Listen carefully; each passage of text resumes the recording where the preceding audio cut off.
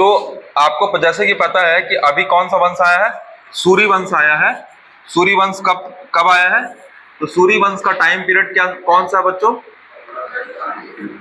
1540 से लेके 1556 तक रहेगा बच्चों सूर्य वंश, ठीक है, जिसमें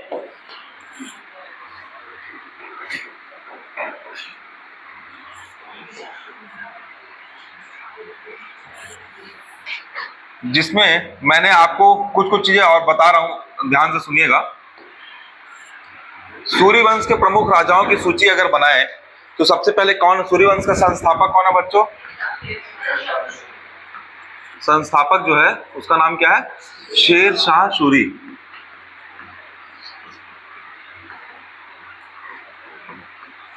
अच्छा, शेर शाह सूरी जो था बच्चों वो क्या था? द्वितीय अफगान वंश था। पहला अफगान वंश कौन था? लोधी वंश था। पहला अफगान वंश कौन था? लोधी वंश था। और जब शेर शाह सूरी आया तो शेर शाह सूरी के बाद जो दूसरा राजा हुआ बच्चों उसका नाम था इस्लाम शाह। क्या नाम था बच्चों? इस्लाम शाह। इस्लाम शाह के बाद बच्चों फिरोज शाह। कौन? फिरोज शाह। फिरोज शाह के बाद बच्चों मुबारक शाह।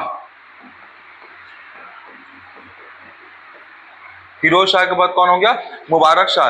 मुबारक शाह को मोहम्मद शाह आदिल भी बोलते थे। क्या? मोहम्मद शाह आदिल कहा जाता था, ठीक है बच्चों। इसका जो प्रधानमंत्री था मोहम्मद शाह आदिल का, उसी का नाम हेमू था। क्या नाम था? हेमू। हेमू वो वही कैरेक्टर है जो पानीपत के द्वितीय युद्ध में लड़ेगा। पानीपत के द्वितीय युद्ध जो होगा वो हेमू, पानीपत का द्वितीय युद्ध हेमू और बैरम खान। बैरम खान, ये बैरम खान कौन है? ये बैरम खान अकबर का संरक्षण करता, अकबर का संरक्षण करता बैरम खान है। तो पानीपत का जो द्वितीय पहला युद्ध कौन सा हुआ है? तो पहला युद्ध बाबर और किसके बीच हुआ है? इब्राहिम लोदी के बीच। द्वितीय युद्ध जो हुआ है बच्चों वो हेमू और बैरम खान के बीच होगा। बैरम खान कौन से राजा के नेतृत्व में लड़ेगा? तो अकबर के नेतृत्व में लड़ेगा। किससे लड़ेगा? हेमू। और हेमू कौन है? मोहम्मद शाह आदिल अर्थात सूर्य वंश के एक राजा का प्रधानमंत्री है। ये इसको कौन सा पद दिया गया था? हेमू को। हेमू को क्या? प्रधानमंत्री का पद दिया गया था। किसका पद दिया गया था बच्चों? प्रधानमंत्री का। जो इस वंश का अंतिम राजा रहेगा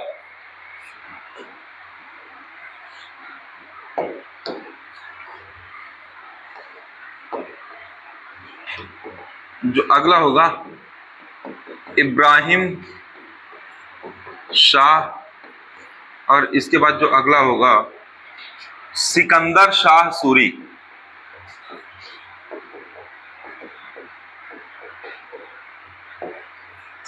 बच्चों अभी मैंने आपको बताया था कि सूरी वंश जो है वो कब, सूरी वंश में कौन? शेर शाह सूरी ने कौन से युद्ध में? चौसा के युद्ध और बिलग्राम के युद्ध में किसको हराया था? हुमायूं को हराया था। और हुमायूं क्या करता है? 15 साल तक वेट करता है कि उसे कब मौका मिलेगा। तो उसे अंत में जब मौका मिलता है तो सरहिंद का युद्ध, मैंने 2 युद्ध बताया था आपको, मच्छीवाड़ा का युद्ध और सरहिंद का युद्ध 1556 में हुमायूं लड़ता है। तो सरहिंद के युद्ध में, सरहिंद के युद्ध में, ध्यान से सुनिएगा बच्चों, सरहिंद के युद्ध में हुमायूं किससे लड़ेगा बच्चों? सिकंदर शाह सूरी से लड़ेगा। और क्या करेगा? इसे हरा देगा। हरा देगा।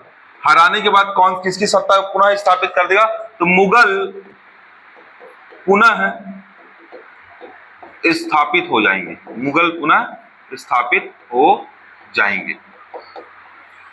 ये सूर्य वंश की मोटी मोटी समरी हो गई है ना, कि कौन कौन से राजा थे और कौन से राजा में क्या चाहिए। अब देखो बच्चों, मैंने शेर शाह सूरी के बारे में बेसिक इंट्रोडक्शन बताया था कि इसका जन्म कब हुआ था, इसके माता कौन थी, पिता कौन थी, इसको कौन कौन सी उपाधि दी गई थी। अब इसी क्रम में शेर शाह सूरी का मैं आपको युद्ध अभियान बताऊंगा। क्या बताऊंगा?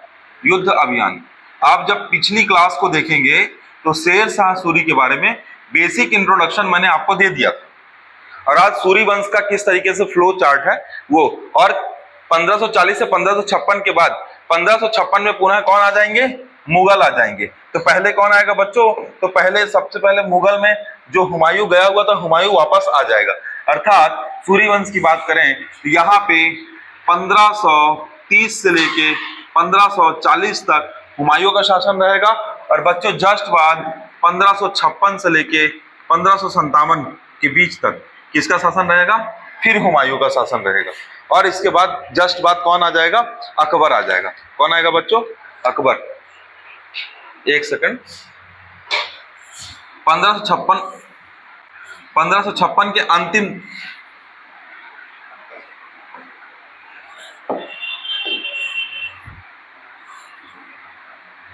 1556 के अंतिम समय में तक ही हुमायूं का रहेगा, और 1556 में हुमायूं का बेटा अकबर 13 वर्ष की उम्र में, कितने वर्ष की उम्र में? 13 से 14 वर्ष की उम्र में गद्दी संभालेंगे। ठीक है, कैसे गद्दी संभालेंगे? तो अकबर का जन्म कब हुआ था? अकबर का जन्म 1542 इकाई में हुआ था, याद है? बताया था कल। हमीदा बानो बेगम का पुत्र था कौन? अकबर।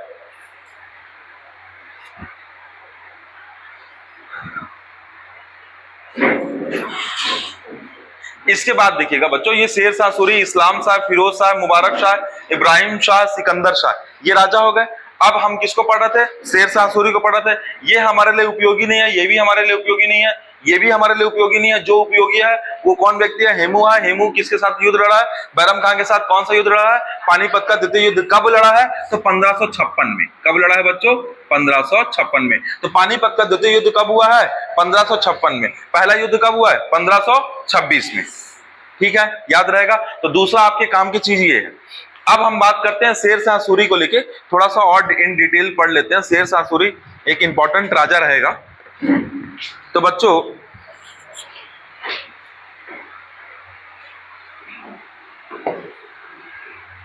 शेर शाह सूरी के बारे में बेसिक चीज मैंने आपको बता दी थी कि उसका नाम फरीद खान था, है ना, और उसके पिता का नाम क्या था? हसन सूर की अफगान पत्नी हसन।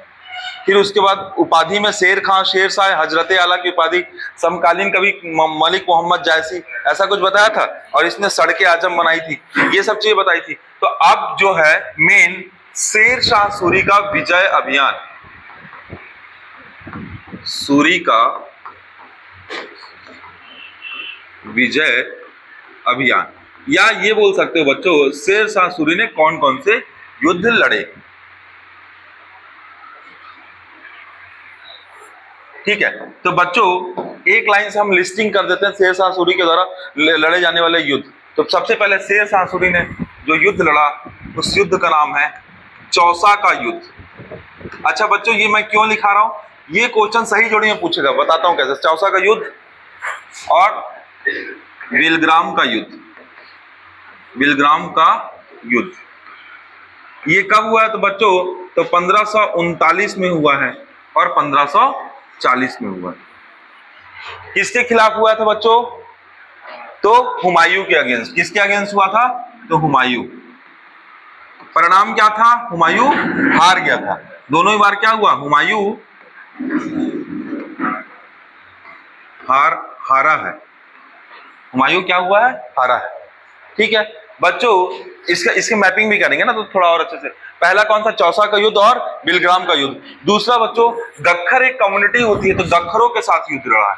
गक्खरों आपकी पुस्तक में कहीं कहीं किसी किसी पुस्तक में खक्खरों भी ऐसे भी लिखता है, खक्खरों का युद्ध।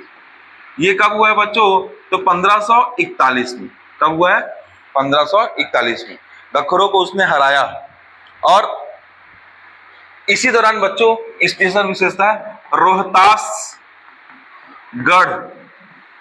ध्यान से सुनिएगा, रोहतासगढ़ किले का निर्माण कराया, किले का निर्माण कराया। ये क्या करता था बच्चों? ये उत्तर पश्चिम भारत से अटैकर्स को, आक्रमणकारी को रोकने का काम करता था किला। तो रोहतासगढ़ किले का निर्माण कराया। ठीक है, तीसरा बंगाल पर विजय, बंगाल पर विजय हासिल की। कब हासिल की? 1542 में। ये 5 साल ही शासन करेगा, 40 से लेकर 45 तक, लेकिन लगातार युद्ध लड़ेगा। तो बंगाल पर क्या किया? विजय हासिल की। और बंगाल के किस राजा को हराया? तो मतलू खां को हराया। मतलू खां को हराया। याद हो जाएगा बच्चों, अभी मैप से पढ़ेंगे ना तो याद हो जाएगा। बस अभी लिस्टिंग कर दिया। चौसा का युद्ध, दूसरा गखरों के विरुद्ध युद्ध, तीसरा बंगाल पर विजय, चौथा मालवा का अभियान।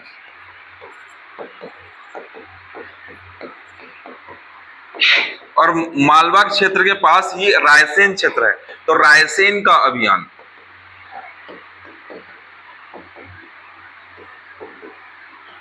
दोनों बच्चों मध्य प्रदेश में मालवा का अभियान और रायसेन का अभियान, ये 1542 और 43 में हुआ है।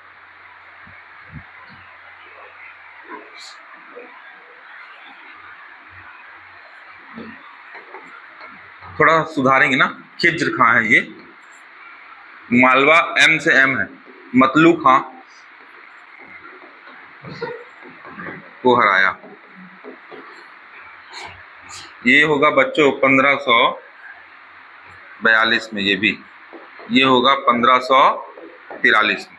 मतलू खां को हराया 1543 में। एक और है जो बच्चों, इसको एक्चुअली में धोखे से मारता है पूरनमल। पूरनमल एक राजा है जिसको मार देता है, धोखे से मारता है। तो क्या होता है, इसकी रानी जो होती है और इसके पूरे राज्य की महिलाएं जो होती हैं, जो सैनिकों की पत्नी रहती हैं, एक साथ जौहर कर देती हैं, एक साथ जौहर करती हैं, जिससे शेर शाह सूरी की छवि कलंकित होती है बच्चों।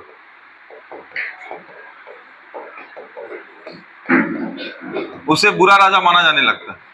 शेर शाह सूरी की छवि क्या होती है? कलंकित। रायसेन का युद्ध, मालवा का युद्ध, बंगाल विजय, गखरों का, चौसा का युद्ध।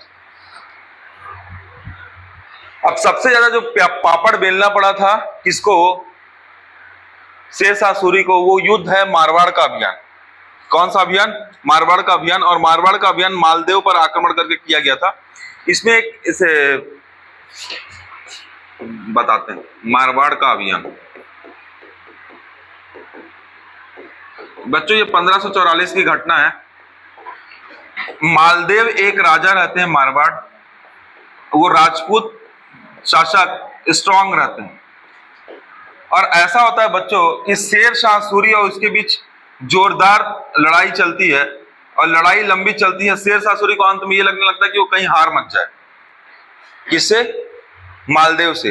तो वो क्या करता है, कूटनीति करके संधि कर लेता है और एक स्टेटमेंट देता है। स्टेटमेंट ये है, क्या स्टेटमेंट रहती है बच्चों? ये स्टेटमेंट पूछता है, ये स्टेटमेंट देके पूछता है कि किस राजा ने कहा था। वो स्टेटमेंट देता है कि मैं मुट्ठी भर बाजरे के खातिर पूरी हिंदुस्तान की सत्ता गंवा बैठता। ऐसा स्टेटमेंट कौन देता है? शेर शाह सूरी देता है। ठीक है, एक और पॉइंट है बस, उसके बाद शेर शाह सूरी का युद्ध अभियान कंप्लीट हो जाएगा। अभी आपको कैसे याद होगा, लग रहा होगा याद हो जाएगा। यह इंपॉर्टेंट है। कालिंजर का अभियान 1545। बच्चों कालिंजर के अभियान में ये कालिंजर पर अटैक करता है, तो उसके किले पर अटैक करता है। तो किससे अटैक करता है? तोप और गोले बारूद से अटैक करता है। तो किले पे गोले बारूद से अटैक करता है, तो एक गोला जाकर टकराता है, टकरा के वापस आता है। जहां युद्ध लड़ते रहता है वहां पे बारूद का एक बहुत बड़ा वो रहता है, बारूद का बहुत सारा इकट्ठा संग्रहण क्षेत्र रहता है। तो वो गोला बारूद से टकराता है और जल जाता है, और जल जाता है तो वहीं पे इसकी मृत्यु हो जाती है शेर शाह सूरी की।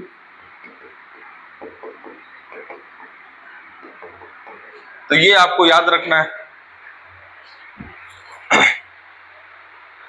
अब मुद्दा आता है कि इतना याद कैसे होगा। एक सेकंड बच्चों लिखिएगा, बिल्कुल लिखने देंगे, लिखने देंगे, एक सेकंड।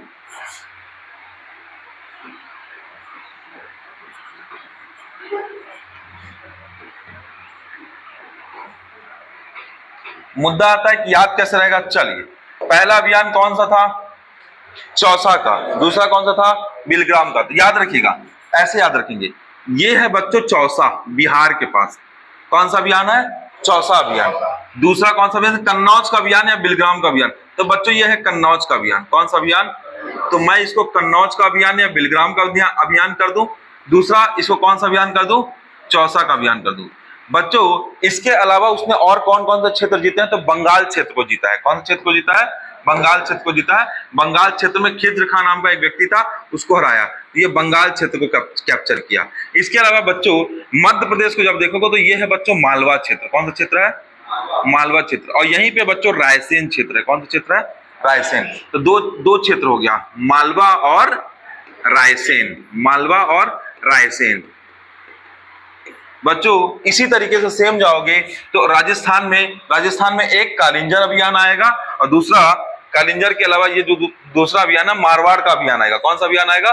मारवाड़ का अभियान आएगा। देखो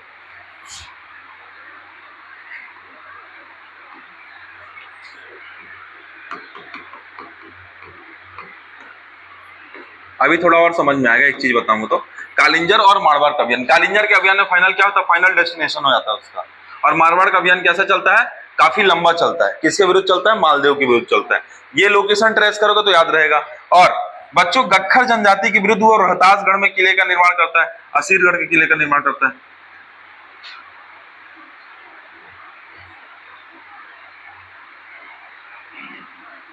दो जगह किलों का निर्माण करता है। अब मैं आपको कहना क्या चाह रहा हूं? कहना ये चाह रहा हूं बच्चों, जब ये शासन कर रहे थे ना तो इनका क्षेत्र ऐसा था।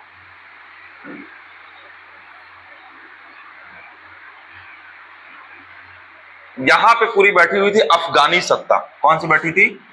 अफगानी सत्ता। अफगानी सत्ता बोले तो सूरी वंश। कौन सा? सूरी वंश। इस पूरे क्षेत्र में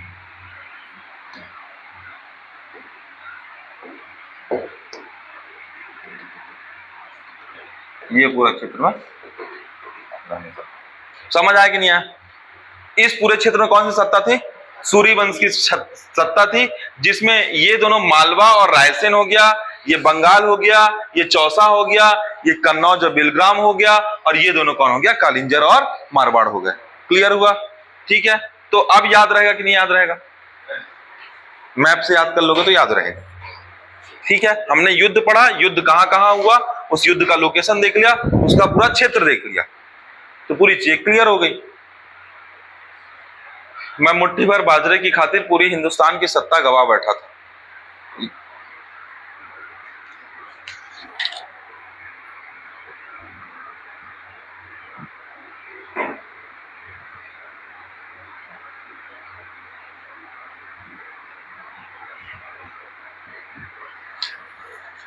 बच्चों एक सुधार है इसमें।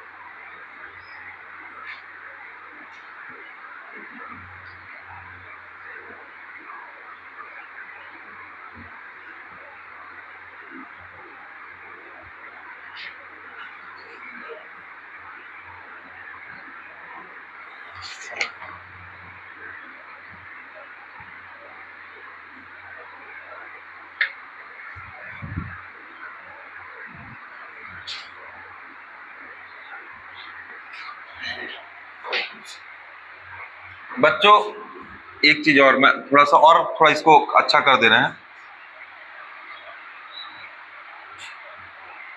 ध्यान से सुनिएगा।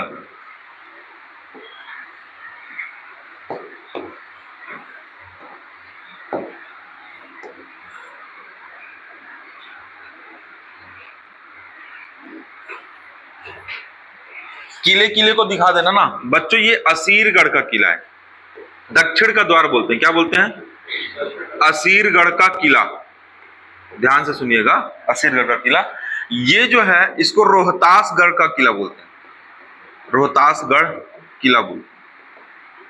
ठीक है, दो चीज, असीरगढ़ का किला और रोहतासगढ़। यहां पे कालिंजर का किला है। किसका किला है? कालिंजर का किला है। ठीक है, गक्खर जनजाति कहां से थी? तो गक्खर जनजाति ऐसे अटैक कर रही थी, यहां पे गंगा ब्रह्मपुत्र मैदान में थी। तो ये याद रखिएगा, गक्खर जनजाति। अब देखिए इसी को और प्रोडक्टिव बना देते हैं। चौसा का युद्ध कब हुआ था बच्चों? 1539। कन्नौज का युद्ध कब हुआ था बच्चों? 1540। बंगाल का युद्ध कब हुआ था? तो 1541।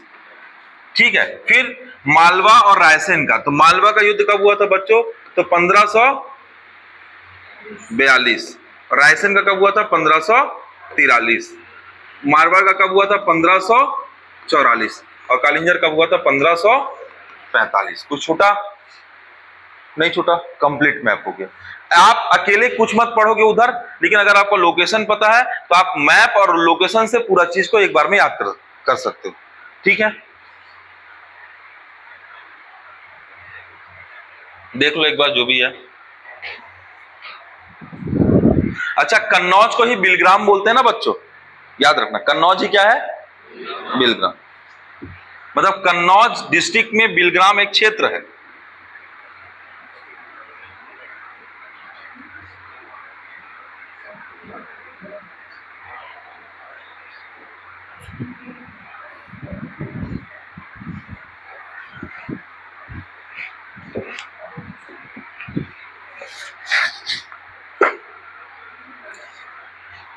बच्चों पिछले साल ही पीएससी क्वेश्चन पूछा था, जिसको बच्चे लोग बहुत टफ क्वेश्चन पूछ दिया था।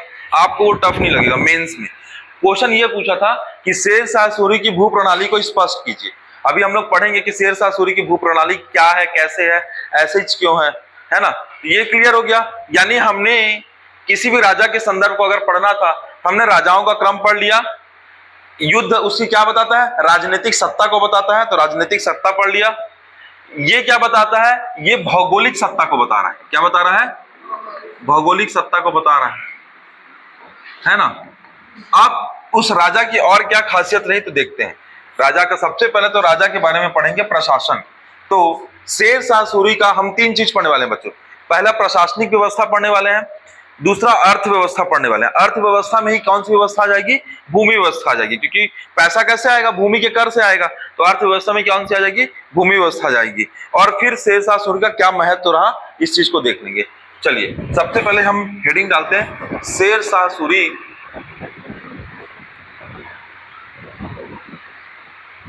का प्रशासन, प्रशासनिक व्यवस्था कैसे।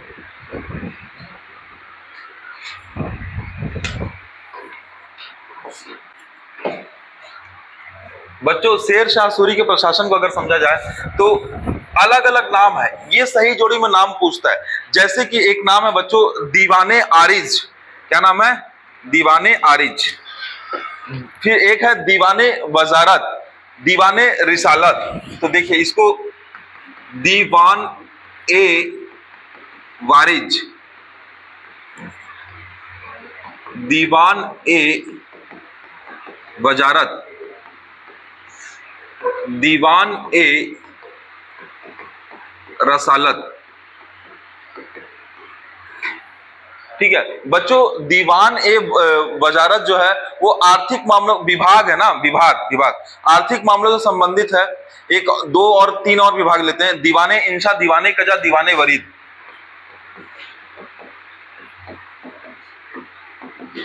यही पूछा था मेरे पेपर में।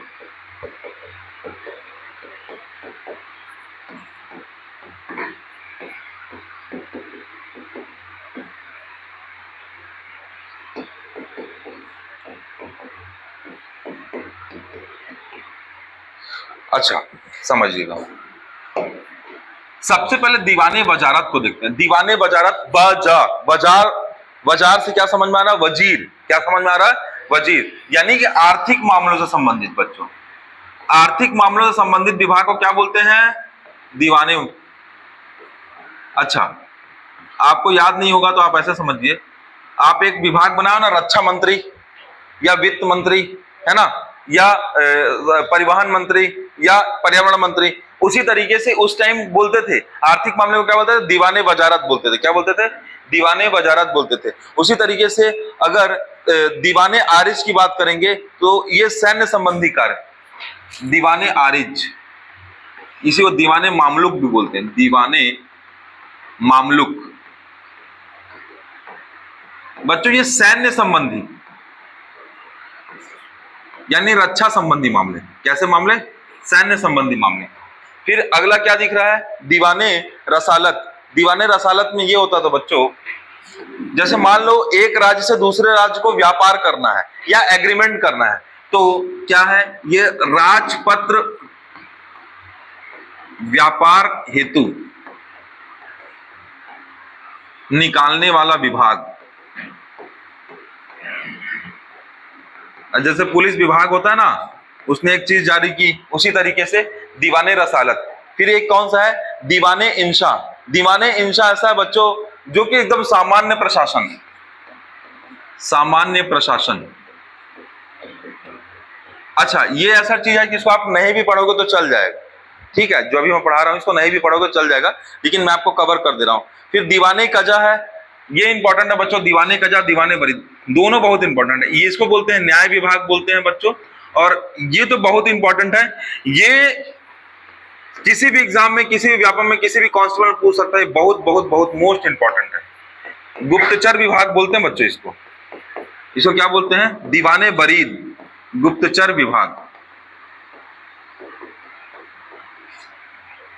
ये शेर शाह सूरी का प्रशासन हो गया जो इतने नामों से जाना जाता है।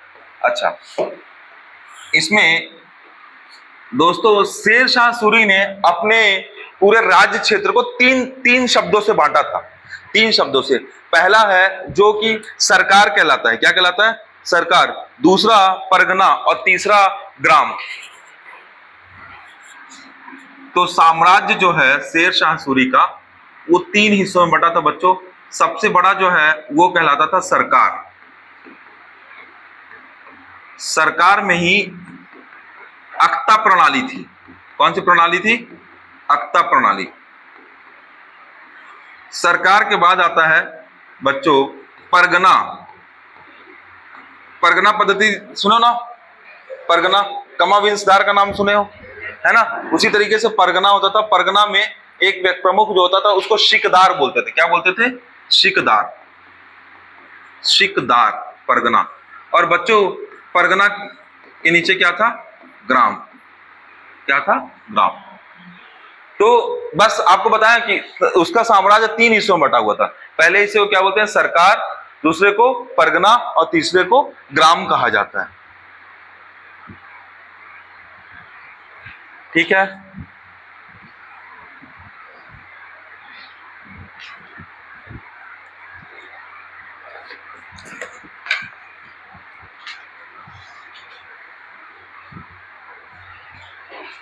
बच्चों शेर शाह सूरी की जो भूमि व्यवस्था थी ना, वो सर्वाधिक प्रसिद्ध थी शेर शाह सूरी की, और वो टोडरमल पद्धति पर आधारित थी। टोडरमल उसके टाइम के एक क्या विद्वान व्यक्ति थे जो भूमि व्यवस्था को लेकर नियम बनाते हैं, और उस टोडरमल के नियम को ही अकबर फॉलो करता है। यानी शेर शाह सूरी की पूरी भूमि प्रणाली को कौन अपनाएगा? अकबर अपनाएगा, है ना? तो ये सबसे पहला चीज यही है।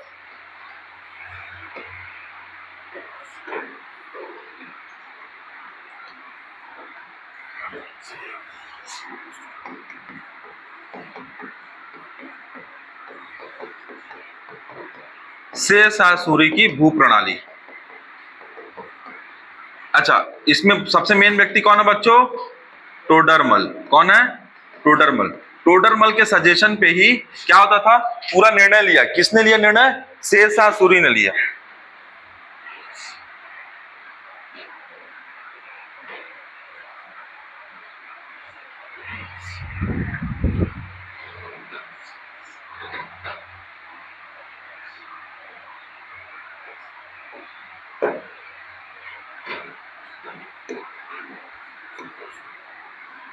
बच्चों शेर शाह सूरी ने 3 उद्देश्य की पूर्ति के लिए भूमि का मतलब भूमि प्रणाली से शुरुआत की।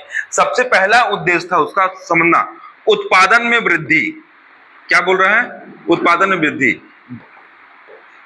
दूसरा, भूमि की नपाई जोखाई कराने का काम किया। किसने कराने का काम किया? शेर शाह सूरी ने कराया। और शेर शाह सूरी का एक बहुत ही ज्यादा विश्वसनीय व्यक्ति था जिसका नाम था अहमद खां। तो याद रखिएगा, एक व्यक्ति टोडरमल इंपॉर्टेंट हो गया बच्चों, दूसरा व्यक्ति कौन सा है? अहमद खां। अहमद खां ने भूमि मापन का कार्य किया, मापन का कार्य किया, और उसने इसके लिए गजे सिकंदरी मापन जो होते हैं, जैसे इंच, सेंटीमीटर, मीटर होता है, उस टाइम क्या था? गज ए सिकंदरी का प्रयोग किया। किसका प्रयोग किया? गज ए सिकंदरी। तो पूछता है क्वेश्चन नंबर थोड़ा, गज सिकंदरी भूमि के मापन का प्रयोग किस राजा ने किया था? तो किस राजा ने किया था? शेर शाह सूरी ने किया था। किसकी मतलब कौन नेतृत्व करता था? तो अहमद खान। कौन था? अहमद खान। और किसका सजेशन था? तो टोडरमल का। किसका सजेशन था? टोडरमल। याद रहेगा, अहमद खान, गजे सिकंदरी, टोडरमल। मेन उद्देश्य क्या है? तो पहला, उत्पादन में वृद्धि। दूसरा, रैयत की सुरक्षा। दूसरा बच्चों, रैयत की सुरक्षा। रैयत बोले तो किसान। रैयत बोले तो क्या होता है बच्चों? किसान। तो रैयत की सुरक्षा। तीसरा, राजकीय आय में वृद्धि। तो ये जो है बच्चों, ये भूमि प्रणाली का एक्चुअल में उद्देश्य क्या है? उद्देश्य। भूमि प्रणाली क्यों लेके आए? तो उद्देश्य उत्पादन में वृद्धि, रैयत की सुरक्षा, राजकीय आय में वृद्धि था। किसने किया? तो टोडरमल और अहमद खां की सहायता। तो टोडरमल पद्धति पर अहमद खां ने क्या किया? भूमि मापन का कार्य किया। सबसे विश्वसनीय आदमी था। और उसने किस माप का प्रयोग किया? तो गजे सिकंदरी माप का प्रयोग किया।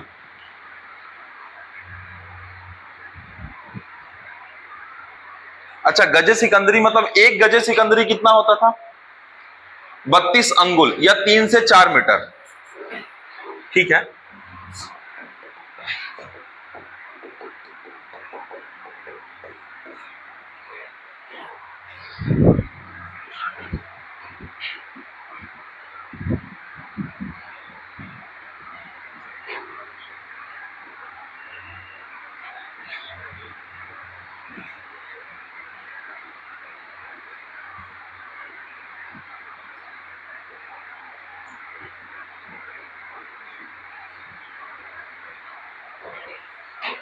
ठीक है। अब 3 चीजें और हैं इसी भूमि प्रकार प्रणाली से रिलेटेड।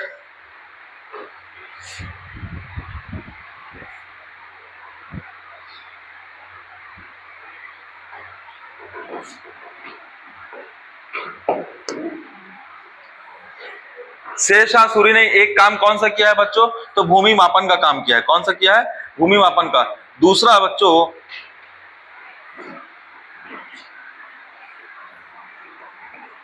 पट्टा प्रणाली की शुरुआत की।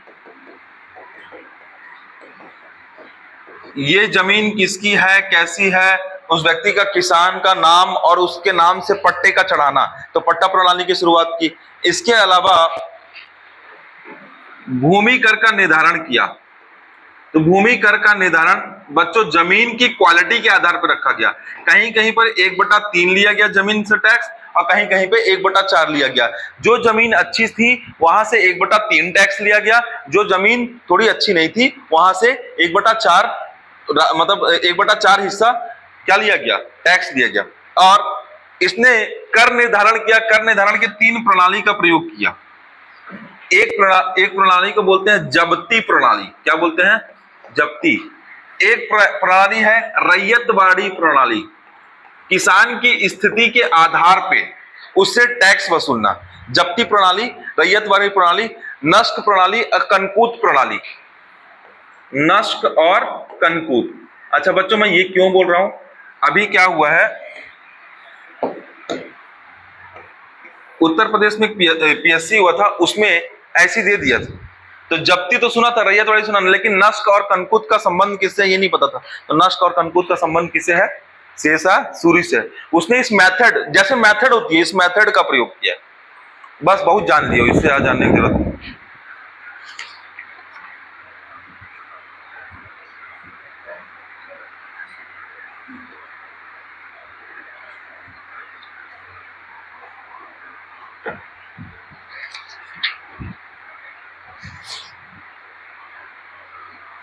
एक लिखा ना, अच्छा जरीब नहीं लिखा है क्या, एक जरीब के बारे में लिखा है इसी में बच्चों। एक जरीब का पौधा होता था, जरीब का पौधा। जरीब के पौधे का एक डंडा होता था, डंडे की एक निश्चित इकाई, तो उस डंडे से एक हाथ, दो हाथ, तीन हाथ करके, तो जरीब के पौधे के तने को पकड़ के डंडा बाई डंडा उसको कैलकुलेट करते थे कितना है। तो वो पौधा कौन सा था जिसे भूमि का मापन करते थे, जरीब का पौधा था। और उसके लिए किसका प्रयोग करते थे, गज सिकंदरी। वो कितना होता था, 3 से 4 मीटर का होता था। क्लियर हो गया, शेर शाह सूरी खत्म भी हो गया भाई। शेर शाह सूरी ने क्या काम कराया ये तो मैंने पहले ही कल बताया था, है ना। तो शेर शाह सूरी ने सड़क निर्माण का कराया। तो सड़क निर्माण में कौन सा सड़क बनाया, सड़के आजम, है ना, जिसको जीटी रोड कहा गया, ग्रैंड ट्रंक रोड कहा गया। बंगाल के सोनपुर से लेके लाहौर तक, कहां से, बंगाल से लाहौर तक। इसके अलावा बच्चों इसने और भी रोडों का निर्माण कराया, जिसमें और रोडों में आगरा से बुरहानपुर, लाहौर और आगरा से जोधपुर। ये बच्चों ये समझिए, ये है आगरा और ये है बच्चों बुरहानपुर। आगरा से बुरहानपुर रोड का निर्माण कराया। और ये है बच्चों चित्तौड़, यहाँ पे आगरा से चित्तौड़ का निर्माण कराया। और ये है बच्चों सोनपुर, सोनपुर से दिल्ली, दिल्ली से लाहौर, तो ये रोड का निर्माण कराया। समझ गया कौन कौन सा, तो आगरा से बुरहानपुर, आगरा से चित्तौड़। तो देखिएगा यहां पर निर्माण बता रहा हूं, आगरा से चित्तौड़ एक रोड बनाई, एक आगरा से बुरहानपुर, बुरहानपुर बच्चों मध्य प्रदेश में, साउथ मध्य प्रदेश में बुरहानपुर। फिर क्या बनाया, एक सोनपुर से लाहौर, सोनपुर से दिल्ली और दिल्ली से लाहौर, लाहौर। ये इसने और क्या बनाया बच्चों, तो इसने सासाराम बिहार में क्या बनाया है, मकबरा बनवाया है अपना, मकबरा। ये अद्भुत नजारा है, मतलब ये माना जाता है कि एक व्यक्ति है जिसका नाम है कनिंघम। कनिंघम ने ये कहा है कि शेर शाह सूरी का मकबरा ताजमहल से भी ज्यादा सुंदर, ताजमहल से ज्यादा सुंदर बताया है कनिंघम ने।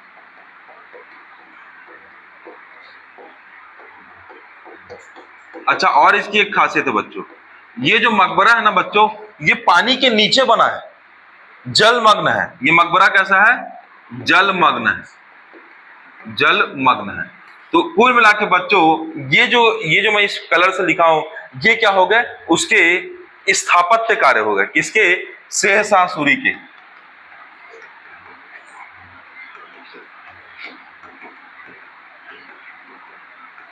बच्चों शेर शाह सूरी का जो छोटा बेटा होता है उसका नाम होता है इस्माइल शाह। क्या नाम होता है, इस्माइल शाह। तो अगला राजा जो बनता है वो कौन बनता है, इस्माइल शाह बनता है। लेकिन इस्माइल शाह उतना योग्य नहीं रहता है, तो फिरोज शाह इस्माइल शाह से गद्दी छीन लेता है। फिर कौन राजा बन जाता है, फिरोज शाह। फिरोज शाह कुछ साल शासन करता है, उसके बाद कौन शासक बनता है, मोहम्मद शाह आदिल। अच्छा, मोहम्मद शाह आदिल जो है वो थोड़ा सा ठीक ठाक राजा रहता है, क्योंकि उसका प्रधानमंत्री जो रहता है वो समझदार प्रधानमंत्री रहता है। वो कौन रहता है, हेमू रहता है। कौन रहता है, हेमू। लेकिन उसके बाद भी इनके जितने भी उत्तराधिकारी रहते हैं बच्चों, ये सब अयोग्य उत्तराधिकारी रहते हैं। कैसे उत्तराधिकारी रहते हैं, अयोग्य उत्तराधिकारी रहते हैं। इसका फायदा कौन उठाता है, इसका फायदा हुमायूं उठाता है। और सिकंदर शाह सूरी जब राजा बनता है, हुमायूं उधर से, अब देखो हुमायूं की कहानी को ऐसे समझना बच्चों कि हुमायूं ऐसे प्लानिंग कर रहा है, ये तो आपको मैप ऐसे दिख रहा है, ठीक है, मैप ऐसे दिख रहा है, ठीक है। लेकिन हुमायूं क्या प्लानिंग कर रहा है, हुमायूं ऊपर बैठा हुआ है बच्चों। 1544 में इसने काबुल क्षेत्र जीत लिया है, वो इस क्षेत्र, इतने क्षेत्र में बैठा हुआ है हुमायूं, ऊपर के क्षेत्र में बैठा हुआ है।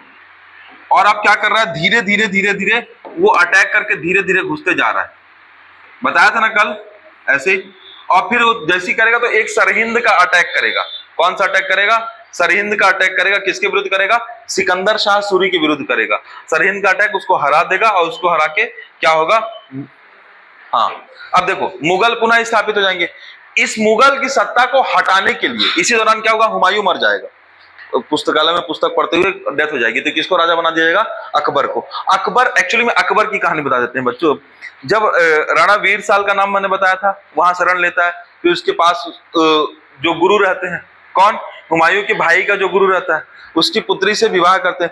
उसकी पुत्री जो रहती है बच्चों, वो पुत्री रहती है शिया मुसलमान। हमीदा बानो बेगम जो है वो कैसी मुसलमान रहती है, शिया मुसलमान रहती है। और बच्चों जो आपको एक कम्युनिटी दिखेगी ना, बाबर के बाद ये जो हुमायूं और हुमायूं के बाद अकबर, ये सब शिया कम्युनिटी है। कौन सी कम्युनिटी है, शिया कम्युनिटी। और बच्चों पूरे विश्व में, थोड़ा सा और इंफॉर्मेशन बताएं, पूरे विश्व में अगर मुस्लिम धर्म को लेकर कहा जाए तो मुस्लिम धर्म की प्रोमिनेंट या डोमिनेंट जो कम्युनिटी है वो सुन्नी कम्युनिटी है। आईसिस का नाम सुना है, आईएसआईएस, उसको आईसिस बोलते हैं। आईएसआईएस जो है वो एक्चुअली में इस्लामिक स्टेट्स का क्या पूरा ऑर्गेनाइजेशन बनाना चाहता है, वो सुन्नी कम्युनिटी के लोग हैं। और वो क्या चाहते हैं, जितने भी शिया लोग हैं वो किस में कन्वर्ट हो जाएं, सुन्नी में कन्वर्ट हो जाए। कौन चाहता है, सुन्नी कम्युनिटी के लोग। अगर आप भारत में देखोगे कि भारत में कैसे मुसलमान ज्यादा पाए जाते हैं, तो भारत में शिया मुसलमान सर्वाधिक पाए जाते हैं। और पाकिस्तान में भी कौन से मुसलमान पाए जाते हैं, शिया मुसलमान पाए जाते हैं। अगर आप इराक की बात करोगे, ईरान नहीं, इराक, ईरान, सऊदी अरेबिया आपने सुना होगा, है ना। तो इराक और ईरान में, जैसे ईरान में शिया मुसलमान है, कहां है, ईरान में शिया मुसलमान, लेकिन सऊदी अरब में सुन्नी मुसलमान है। इसलिए सुन्नी मुसलमान और शिया मुसलमान के बीच कंटिन्यू वॉर चलते रहता है। तो जो आपका सऊदी अरेबिया है और ईरान की कभी नहीं पड़ती है। तो सऊदी अरेबिया का सपोर्ट करता है USA, United states of America, है ना। और जो इधर आपका ईरान है, ईरान किसका अपोज करता है, हमेशा अमेरिका का अपोज करता है, क्योंकि अमेरिका किसका सपोर्ट करता है, सऊदी अरेबिया। और सऊदी अरेबिया कैसे कम्युनिटी है, सुन्नी मुसलमान वहां पे ज्यादा है, ऐसा सब। तो मतलब ये मैं इंटरनेशनल रिलेशंस की बात कर रहा हूं। तो मैं आपको कहना ये चाह रहा हूं बच्चों कि जो अकबर रहता है वो शिया मुसलमान रहता है। और हुमायूं क्या करता है, हुमायूं जब काबुल पहुंचता है, काबुल कब पहुंच जाता है बच्चों, हुमायूं काबुल 1544 में हो जाता है। तो अब बस वो अपने बच्चे के बड़े होने का इंतजार करता है। जब उसका बच्चा 10 साल का होता है तो उसको पंजाब का सूबेदार बना देता है। तो पंजाब क्षेत्र, ये नहीं पंजाब क्षेत्र, पहले ये पूरा क्षेत्र पंजाब, तो अकबर को पंजाब क्षेत्र का सूबेदार बना देता है। लेकिन किसके संरक्षण में बनाता है, तो बच्चों अकबर को पंजाब क्षेत्र का सूबेदार बैरम खां के संरक्षण में बनाता है। किसके संरक्षण में बनाता है, याद रखिएगा कि बैरम खां के संरक्षण में अकबर को कहां का सूबेदार बनाता है, तो पंजाब का सूबेदार बनाता है। बच्चों जब हुमायूं की मृत्यु होती है तो राजा कौन बन के आता है, अकबर बन के आता है। लेकिन अकबर का जो राज्याभिषेक होता है वो दिल्ली में ना होकर कहां होता है, पंजाब में होता है। और पंजाब में होता है, लेकिन हेमू किसका है, सूर्यवंश का है, वो कहां बैठा हुआ है, दिल्ली में बैठा हुआ है। तो हेमू कुछ समय के लिए दिल्ली की गद्दी पर बैठ जाता है, जिसे पानीपत दिल्ली के पास जगह है, वहां पे यहां से अटैक करता है। कौन, बैरम खां। तो बैरम खां अकबर को रिप्रेजेंट करते हुए अटैक करता है हेमू के विरुद्ध, और पानीपत का द्वितीय युद्ध होता है। और पानीपत के द्वितीय युद्ध में हेमू को हरा दिया जाता है, और हरा के अकबर को फिर गद्दी पर बैठाया जाता है, कहां, दिल्ली में। और बच्चों यहां से आपको एक चीज समझ में आएगी, अकबर के संदर्भ में बताएंगे बच्चों, अकबर के संदर्भ में बताएंगे तो ये है कि अकबर का भी इसके बाद टाइम पीरियड चालू होने वाला है। तो अकबर का जो समय काल रहेगा वो दरअसल इसलिए रहेगा, ऐसा रहेगा अकबर का समय काल। चालू करेंगे इसको अच्छे से, बस पहले मोटा मोटा देख लीजिए। अकबर के समय काल इस तरीके से रहेगा कि अकबर पहले जब राजा बनेगा तो बैरम खां के संरक्षण बनेगा। किसके संरक्षण में बनेगा, बैरम खान के संरक्षण। और बैरम खां के संरक्षण में बच्चों 1556 से लेके 1560 तक रहेगा। फिर बच्चों अकबर जो रहेगा वो धायमा है, उसको पर्दा प्रशासन बोलते हैं। कौन सा शासन बोलते हैं, पर्दा शासन। पर्दा शासन में वो रिश्तेदारों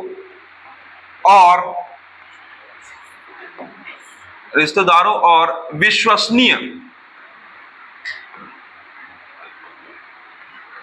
लोगों के सुझाव के आधार पे शासन करेगा, सुझाव के आधार पे शासन करेगा बच्चों। और ये जो रहेगा ये 1560 से लेके 1564 रहेगा। इसी दौरान बच्चों क्या होता है समझिएगा, बच्चों क्या होता है कि बैरम खान जो रहता है ना, जब बैरम खान 1556 से लेकर 1560 तक शासन करता है ना, तो इतना अच्छा शासन करने लगता है कि अकबर को डर हो जाता है कि अब राजा कहीं बैरम खान मत बन जाए और मुझे ही आपदस्थ ना कर दे। तो ऐसे में अकबर क्या करता है, बैरम खान को शासन से निकालने का काम करता है। तो अकबर क्या करता है, बैरम खान को कैसे करता है, तो अकबर बैरम खान को बोलता है कि आप मक्का की यात्रा करके आइए। किसको बोलता है, बैरम खां को। और बैरम खां मक्का की यात्रा के लिए निकलता है और गुजरात में उसकी हत्या कर दी जाती है। तो 1560 के अंत में किसकी हत्या कर दी जाएगी बच्चों? बैरम खां की हत्या कर दी है। और बैरम खां हुमायूं का सबसे विश्वसनीय आदमी रहता है। बैरम खां हुमायूं का सबसे विश्वसनीय आदमी रहता है। और बच्चों क्या होगा, बैरम खां की जो पत्नी रहेगी, है ना, और अब्दुल रहीम खान खाना का नाम सुने हो ना, अब्दुल रहीम खान खाना बताया था। तो बैरम खां के बच्चे का नाम जो रहेगा वो अब्दुल रहीम रहेगा। तो अब्दुल रहीम के बच्चे को अकबर अडॉप्ट कर लेगा और इसकी वाइफ से अकबर निकाह कर लेगा। तो क्या इसकी पत्नी से अकबर क्या करेगा? निकाह कर लेगा और अब्दुल रहीम को खाने खाना की उपाधि देगा। और वास्तव में बच्चों खाने खाना की उपाधि बैरम खां को मिली होती है, जो अकबर के द्वारा दी जाती है पानीपत के द्वितीय युद्ध में। किसको हराने पे? हेमू को हराने पे। क्लियर हुआ कि नहीं हुआ? थोड़ा सा समझ लो, थोड़ा सा अच्छे से। अब बच्चों अकबर स्वतंत्र रूप से शासन जब करता है, तो अकबर स्वतंत्र रूप से शासन करेगा। इसके बाद अकबर स्वतंत्र शासक बनता है 1564 के बाद। और 1564 के बाद से लेके अकबर का जो टाइम पीरियड रहता है वो 1605 के बीच रहता है। 1605 इकाई के बीच रहता है। यानी अकबर स्वतंत्र होकर कितने साल शासन करता है? तकरीबन 40 साल शासन करता है स्वतंत्र शासक बनकर।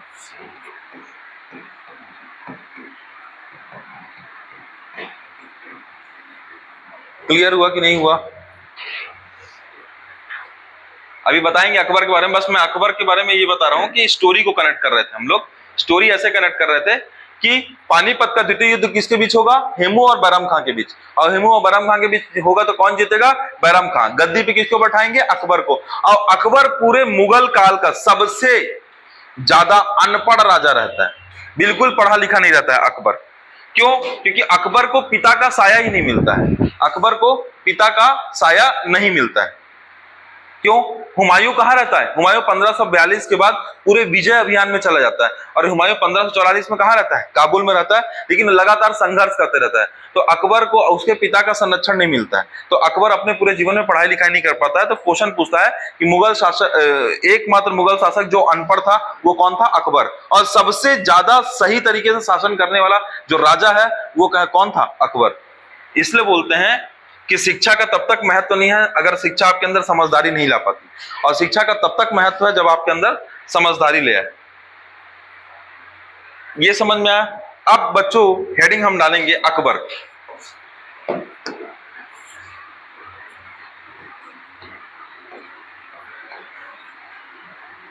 अकबर का जो टाइम पीरियड होगा बच्चों 1556 से लेके 1605। अच्छा, मुद्दे की चीज ये है बच्चों कि अकबर के बारे में स्टोरी तो मैंने बताई है कि अकबर का जन्म कहाँ हुआ। अकबर की माता का नाम क्या था? हमीदा बानो बेगम। पिता का नाम क्या था? हुमायूं। अकबर का जन्म कहाँ हुआ था बच्चों? तो अकबर का जन्म अमरकोट में हुआ था। राजा वीरशाल सुना है ना आपने? बताया ना, राजा वीरशाल के शरण में जाता है हुमायूं। और हुमायूं राजा वीरशाल के सहयोग से, जो उसके भाई के गुरु रहते हैं, उनकी पुत्री के साथ ही विवाह होता है और अकबर को अमरकोट में लालन पालन किया जाता है। इसके अलावा बच्चों अकबर 14 फरवरी 1556 में राज्याभिषेक होता है पंजाब में। अकबर का कहां? पंजाब में होता है।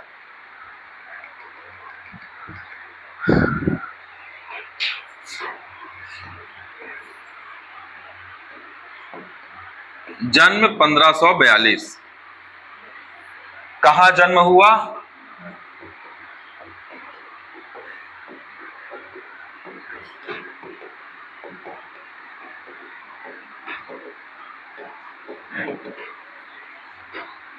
अमरकोट। इसके बाद बच्चों अमरकोट में जन्म हुआ। इसके अलावा पिता और माता कौन कौन है बच्चों? हुमायूं और हमीदा बानो बेगम। और हमीदा बानो बेगम क्या थी?